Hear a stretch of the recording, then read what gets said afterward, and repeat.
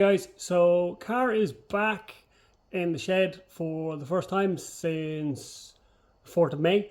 I had my track day at TD98 and it went straight from there to precision tinted graphics for the wrap, and now it's home and it's time to do some of the post track day cleanup. And one thing I had noticed on the last track day is my sump temps were actually hitting 140 degrees. So heat management is again another thing that I'm going at before the next track day, and there's two elements I want to show. One for some FTO folks, out of interest from other people for the turbo conversion, and also I'm going to fit an oil cooler. I haven't fitted an oil cooler for this, and it was a very intentional decision, which is this is my third attempt to turbo the 6day12, and the previous two attempts I spun bearings on the dyno. So I just wanted to keep it as stock as possible, not play with the oil system at all, and just get it working. I've now 6 track days in, have absolutely dogged the car out of it, and she's doing really well. I have an AccuSump as well, which is doing Trojan work on the track days. I think I might even throw some stats in as like a static picture here because it's super interesting. Particularly turn 3 and then 7A, 7B are like an engine killer for me. But the AccuSump is saving me, so that's good. So yeah, we'll get looking at a key problem I want to tackle, and then we'll go into the oil cooler. So with the Mavic FTO, it's a V6, and obviously we have our sump here, and then the left side overflow goes to, and because we have the front and rear bank from each head coming in, obviously the exhaust runs right beside the sump.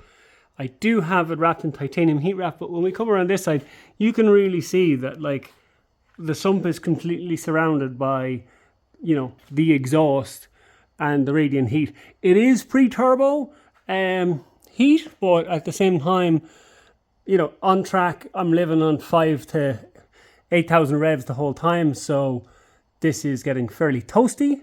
So the plan for today is to isolate this gap here between the two. I'm not going to put any barrier tape on this. I don't want to insulate the sump, and this is already done. And what I really need is to try and get airflow running in alongside the exhaust here, and between whatever I put here and the sump, so that we're getting fresh airflow and there's no like radiant heat building up in this area. But I do want to try and put a divider that will come up here, divide mainly where the oil is sitting, but also even to the top of the sump to stop some of that heat soak. So that's the plan. I have a delivery here from, I think it's pretty new Irish company, so we'll find out. Drift Mafia, pretty good to deal with.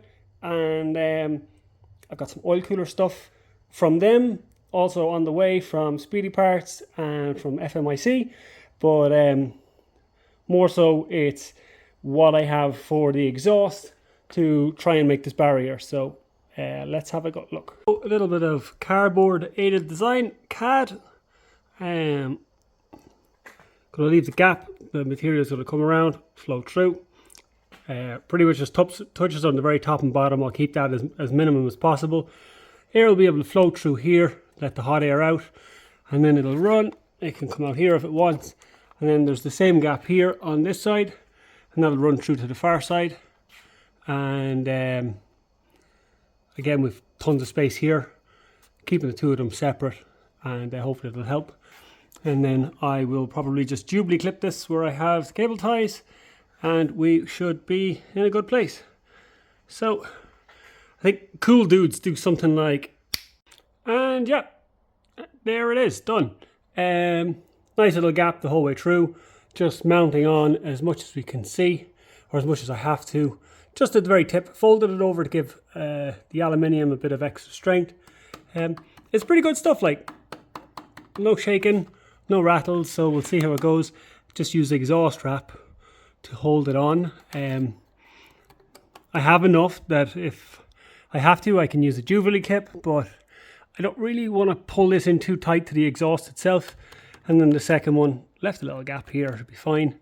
And like, it's kind of handy stuff because you can like, oh, there's a gap there. And like literally with your thumb, you can change the shape of it. So yeah, hopefully step 1 on cooling or protecting the sump. And next step is sandwich plate and an oil cooler.